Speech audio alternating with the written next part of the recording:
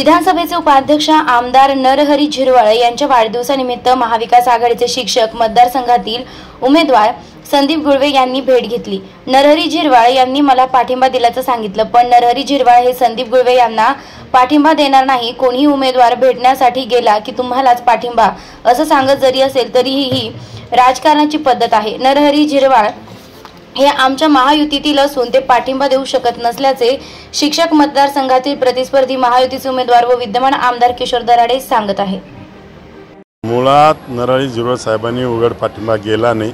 कोणी मतदार जर एखाद्याकडे गेला त्याला सांगता आम्ही तुमच्याच बरोबर, ही राजकारणाची पद्धत असते।